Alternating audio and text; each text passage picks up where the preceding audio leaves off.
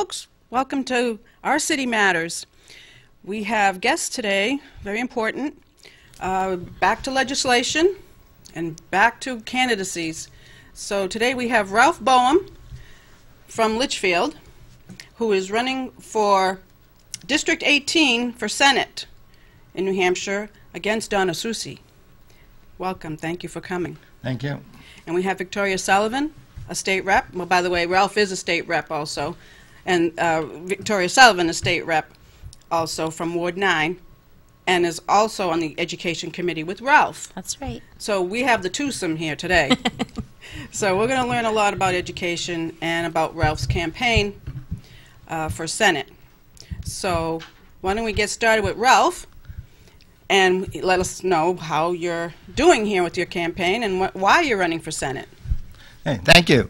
Yeah, I decided after 10 years in the House, well, we'll be 10 years at the end of the session, that every time we have some good bills leaving on the House side, education bills and others, they get to the Senate and they get killed or completely changed or not what we want. A good example is on Common Core. When we first started that, and when the State Board of Ed said we're adopting Common Core in 2010, in 2011 we passed a bill in the House saying no, you can't, without the legislature approving it. It passed the House. It passed unanimously out of our committee, but the Senate tabled it. So that's one of the reasons why we're still here today, because we thought it was against the law. But also need somebody to represent some conservative values. The Constitution, the Bill of Rights, the First Amendment, freedom of speech, freedom of religion, and also the Second Amendment, which I know Donna Soucy has voted against a number of times, for everybody has the right to bear arms. If we take guns away, then only the bad people will have guns. And that's what everybody's yelling about. We have to control the people's right to have arms. No words. It means only the bad people will have the guns. Also, school choice. We have that bill. It keeps coming up that the Democrats, including Donna Soucy, wants to kill that bill. This bill allows people to send kids with scholarships to private schools, whether religious or not. It does not use any tax money. It is constitutional. It's been proven that in other states.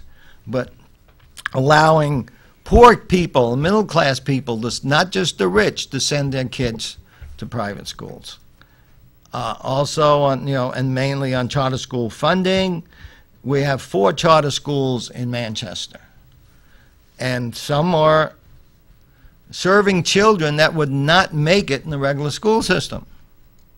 And so that's one of the things with funding, and hopefully we did get the funding put in back in the budget, so the charter schools will have a chance. Also, a bit on charter schools is we keep hearing the spin, mainly from some people, about charter schools get more money than public schools. No, they don't. Regular cost of education is about $15K per student. Charter schools do this with about $6K. Yes, they might get a little bit more state funding, but they don't get any of your local money. So they're getting a whole lot less money and running successfully. So pretty much that's it. I'm just starting my campaign. I thought I'd start early to get the message out, and you can find more information about me at on my Facebook, Ralph G. Boehm for New Hampshire Senate. And every now and then I update it with my opinions on different things, so you can follow me. Oh, that's great, Ralph. And also, you must have your opinions about the governor's budget. Yes, it always amazes me when, over the years, I've been doing this for five terms now, is the governors always say, you're cutting the budget. No, we're cutting what you asked for. We're not cutting the budget. And that was surprising. That's what the press picked up on. Because I got a lot of phone calls from people, we're starving the children, So we didn't cut anything from her budget, from last year's budget. It's actually a fattier budget than last year's, a little meatier. But we did not give her all the funding that she wanted in her proposed budget. So I think that's the difference that the media does not make often, is that her proposed budget is what we cut from, not from the actual budget that the state has been running on. Right. So the overage and excesses and her wish list. Exactly. Right. And when we say that we got the funding back in for charter schools, that's theoretical, because she has vowed to veto our budget unless we put in the Medicare expansion. Yes, because the federal government's not going to be subsidizing that Right. anymore. So we have to pick up the whole tab. Right, and where'd the money come from? For healthy, now this isn't for the individuals that you think of that need Medicaid. This is for healthy individuals between 18 and 64, that the Medicaid expansion. And it was always intended to be for a limited time. They were supposed to use this as a way to find another source, and now the marketplace is here, and there are other sources for insurance, health insurance. So it was always intended to sunset, and that is coming. That's coming. And there are other issues surrounding the Medicaid expansion that Ralph maybe knows about, and how the Senate is dealing with it. And well, it's supposed to sunset anyway in 2016 unless we see what the federal government is going to do. And we don't know what they're going to do. Isn't that in the Supreme Court right now? That's supposed to come out. I haven't heard anything. The end yet. of June, I think. They were supposed to come out with their ruling today or sometime soon. Their session ended at 10 o'clock today. And I've been waiting, and the news station's been saying, hey, we're waiting. Also, just a quickie on budgets.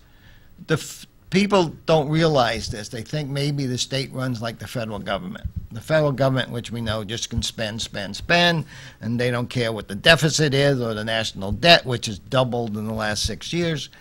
But the state is like your personal budget. You know how much revenue you're going to make. You know what your paycheck is going to be. So that is all you can spend.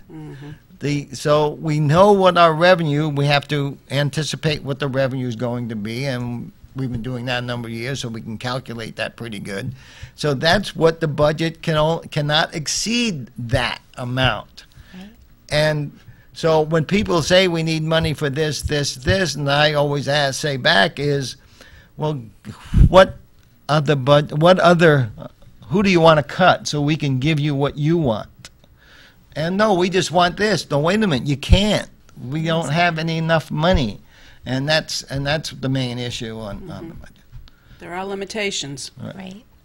So, Victoria, do you have your ideas on what's going on at the State House and these bills that are coming up, or convening, or whatever they're doing at this point, right, almost at the end of the summer? So Wednesday we meet. The budget will be an issue. We'll be voting to override the governor's veto of House Bill 603, which I hope that many of your audience understands, was a bill that we put forward that would clarify that parents have the right to refuse the statewide assessment test. Now this year, this was a big issue. In the past, it hadn't been. Parents had opted their children out of the statewide test when it was the kneecaps. There wasn't too much of an issue. This year, for some reason, as you know, Virginia Berry and the Department of Education sent down some very, what's the word I'm looking for? Threatening and harsh. Thank you. Threatening is exactly it. Wording against parents who would choose to refuse the test for their children.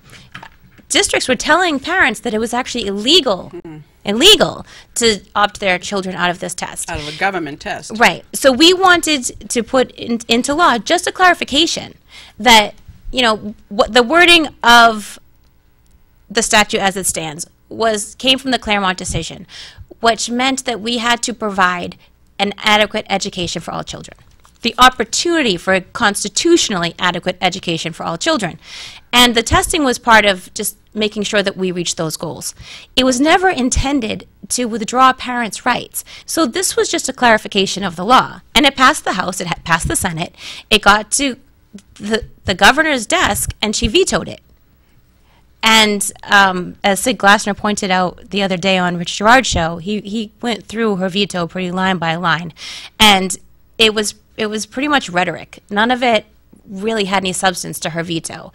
And so we need parents to really, this is going to go party lines unless parents really get on the phone and contact their legislators before Wednesday and let them know that this is imperative, that we stand by parents' constitutional rights to direct the education of their children. And this isn't defying districts from giving the test or defying the state from using it. It's simply just clarifying that if you as a parent see something in this test that you think raises a red flag and you're not so sure about it, it's okay to refuse the test for your child, and there are no repercussions for the parent or the children. No one will be penalized. There's nothing in law that can penalize them. There are no anyway. Well, repercussions. basically, really, what this is, it's not a statewide assessment. It's being mandated by the federal government. To get the funding. And the federal government is threatening, if you don't reach the 95%, we're going to withhold funding. They have not withheld funding in any any other state. state that's done it. And this is an election year. You think they were going to withhold funding? Yeah. No, it's a wash. They're not going to withhold any money. Yeah, the funding should be made separate from the mandates from the federal government. Right. But because they want enforcement, they put the funding with it. And yeah, back to even though with Common Core, and Senator Reagan said it better than I've been trying to say over the years, is he who mandates the test is mandating the curriculum. Absolutely. And that is what the federal government is doing. And they keep saying, no, Common Core is not mandated. Yes, it is. Yes. And the uproar from parents.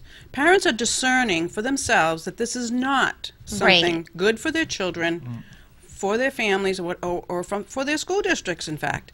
And that's, I mean, And I think so many parents. And we've lost, not we the parents, but I think the people making the decisions for the children and for the parents have lost sight of the fact they call this a free education. It's not a free education. Look at your property tax bill. We pay into this education. So everyone is a stakeholder and everyone has a say. The fact that parents are being pushed aside, taxpayers are being pushed aside, and the powers that be know better than us, as you saw when you saw Virginia Berry and Tom Raffio come to the school board meeting, they basically said they know better than parents. We need to start pushing back and making our stand again and taking back our schools for our children. Because when you have the House and the Senate in agreement and they pass a bill and it gets to the governor's desk and she vetoes parental rights, we have a problem. Yeah. It was the same thing with, was it SB 101? Right, yeah, with the Common Core standards. It just said that no school district has to use those standards. That's all it said. Basically local control. Yes, but it didn't say you can't use them. It just says you can't be forced to use them. Which is interesting, and the question I had asked Tom Raffio at the hearing, I said, wait a minute, you're saying that the Board of Ed and the DOE and even the federal government is not mandating Common Core. So why are you against this bill just pretty much saying what you're saying? Right. And, I mean, you're planning on mandating it in the future? I mean... And again, it got through the House, got through the Senate, and it was vetoed by the governor. There's something ominous with this picture, because if they're not doing something down the road, then why are they so obstinate in securing parents and the children's rights right now? Right. And we have two more bills coming to her desk soon. One is House Bill 142, and which is Representative Boehm was a sponsor of, and then House Bill 332, which I was the sponsor of. And 206. And 206. They give parental control, and they're not yet at her desk, and we're waiting to see if she's also going to veto those. Well, 142, it came out of Committee of Conference, which we fixed in the Committee of Conference because the Senate added bills to it that we killed, and we took them off. But 142 is Fourth and Fifth Amendments for students. And we're talking students from kindergarten up to whenever, trade schools and everything else. Basically saying your administration, principals or whatever, cannot ask or require that a student give them their social media username and password. Right.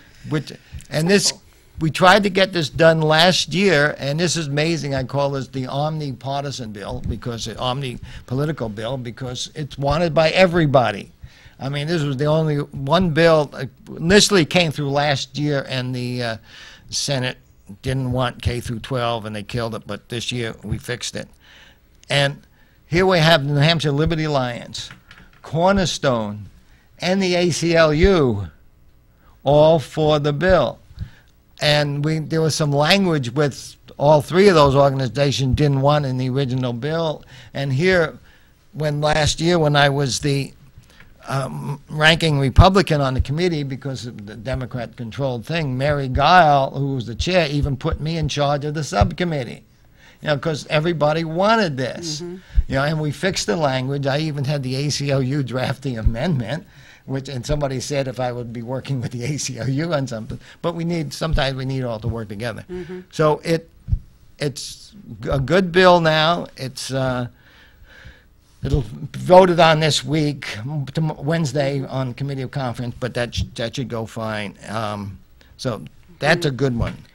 206 is similar, which was my bill also, to a committee. It's basically to allow parents to opt their kids out of non-academic surveys. And also the school has to post the questionnaire online or some way for the parents to come look at. They don't have to take a day off from work to go and see the survey at the school. Right, right. And it's interesting because the objection to this is the CDC wants this information, and I remember from my high school when we did this when I was on the school board some years ago, the kids took it as a joke. They did it as a group project, you know. At the data is meaningless. I remember when our principal came to school and said, we have all this data, I informed him what happened. The student went to the school board, agreed with me, and so he had a red face, and that was it. So I can see what could happen in the future, some kids saying, hey, let's see if we can get on national news. You know, the problem, though, is when it gets down to middle school kids where they think they have to answer these questions. And some of these questions are like, are you sexually active to 12-year-olds? Okay? Some of these questions are, do your parents have a gun in the house? Yes, and those kind of things. And Now it's getting personal. Are your parents on medications? What are they on? Look through your cabinet. And so, I mean, they're very personal questions that the school has no business having that information on families. And it's interesting what the Senate added to the bill, which one good part is they put in the actual FERPA language, which saying, no, you can't ask these questions: religion, politics, sexual organization, sexual activity, drug use. But they're in there. And it was interesting because it's a federal agency in some cases that are asking these. Wait a minute, they're breaking their own law. So hopefully that's enrolled. It should get to the governor's desk. And then we have House Bill 332 that's also enrolled, and that is parents would receive prior notification before their children were taught anything having to do with human sexuality or human sexual reproduction. As we've seen very recently, there have been some teachers that use some very poor judgment. There are also just some kids that are at a different place than other kids, and it's up for the parents to make the choice whether they're ready to take that step and learn about those certain issues. But this just gives parents the ability to review the course materials, have the conversation with their children prior to, and follow up with them after the class. And if they should deem the material not appropriate for their child, they can opt them out of that lesson. So these are things that will be coming to her desk. We're hopeful she will sign, but the history is not in the favor of the parents, so let's just say. So probably in another couple weeks, or how soon will this be, do you think? Well, 206 and 332 should probably get on our desk, I would think, this week. I mean, enrolled means that the House and Senate have passed it. Now it's in the clerk's office, and then it goes to the Secretary of State's office, and they look at language and those kind of things. And they're just checking it over for language and vocabulary and make sure there's no little oops in there. No misspelling. And I remember some years ago when we did the redistricting bill back in 2005, and had the word floterial spelled 3 different ways in the bill, because a spell checker is not going to check it. That word is not in the dictionary. It's not. It's in 3 different states' constitutions. It actually means pretty much at large. I don't know why they just don't say it. So maybe we'll have to have you in a couple weeks again when you know the verdicts of these bills, because these are pretty important. They are, and parents really need to reach out to the legislature and the governor. They need to reach out to the governor and say, hey, we want these bills. Put the pressure on her, because, rumor has it that she's running for other seats in the coming years. And she needs to know what parents think about these bills. So that parents can just ask, call the governor's office and ask her to not veto. Please sign. Please sign Please into sign law the education bills that Yep. are coming to your desk. You don't have to know the numbers. No, and you can look them all up at the general court website too to see, check the wording, make sure you're in agreement with them. But the ones that we've discussed again were House Bill 206, House Bill 142, and House Bill 332. So, I mean, children are not property of the state. Really? You need to get that word out because it's not I know, clearly it's- understood. When you drop your children off at the door, the school district seem to think that you lose all of your rights to parent them. You lose all decision-making ability.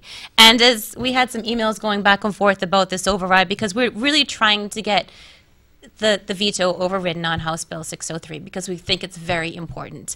And we actually had some representatives emailing back saying, who cares about the Constitution? We need to make sure we provide an adequate education. No, your first job as a legislature is to make no law that defies the Constitution, either the state or the federal Constitution. So until we can get the mindset of the legislature right, I don't know how we're going to fix the rest of the mess.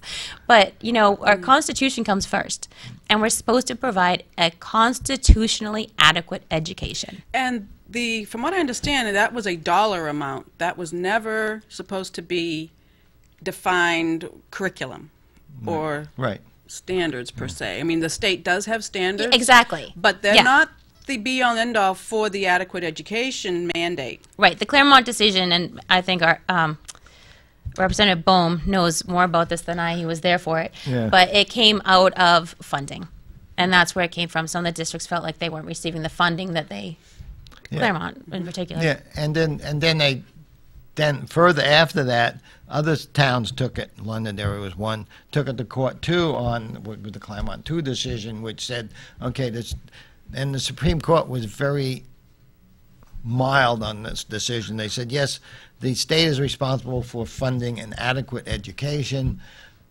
but the legislature will define the amount and what is an adequate education.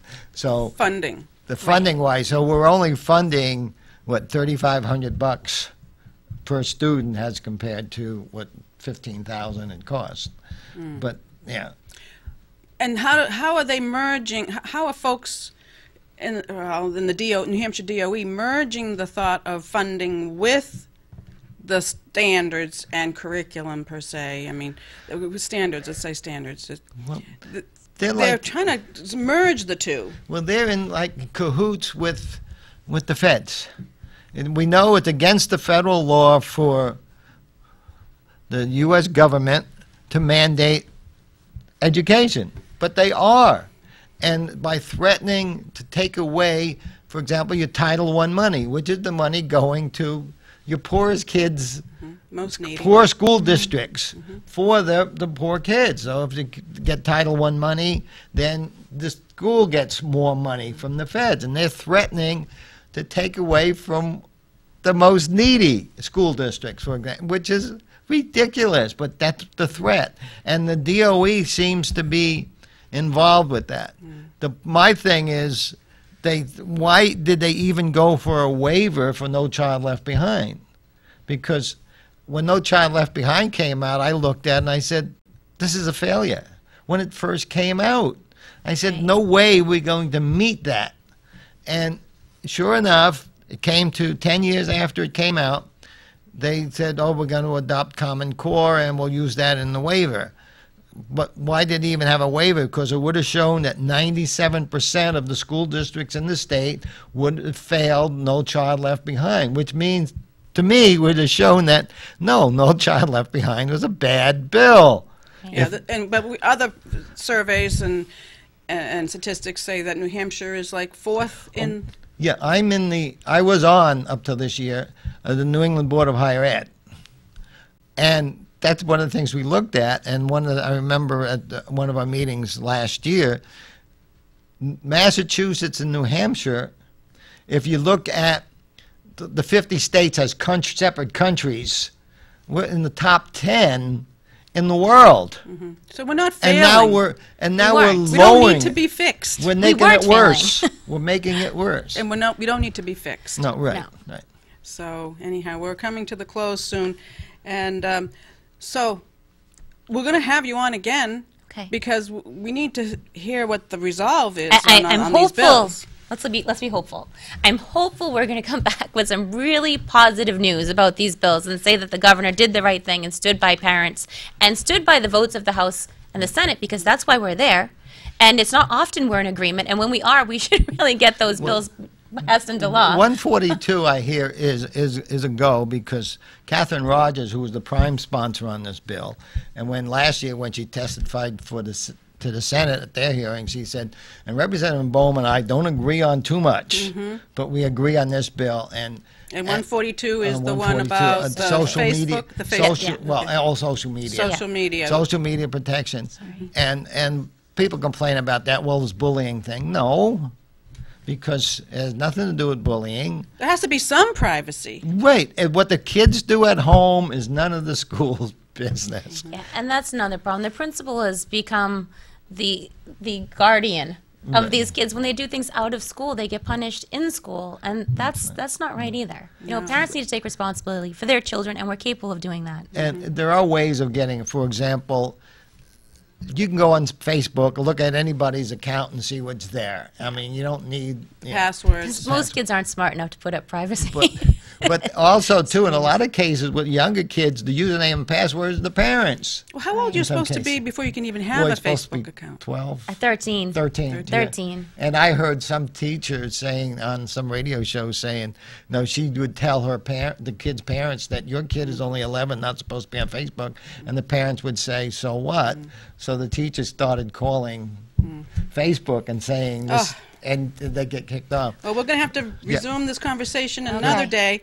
But, Ralph, I appreciate you being on, letting us know about your campaign for District 18, Manchester Wards 5, 6, 7, 8, and 9, and Litchfield. And Victoria for coming on also to support this information about education. Thanks for having us. Always fun to be appreciate your here. work on the Education Committee, the both of you. All right, thank you, folks. We'll see you next time on Our City Matters. Take care.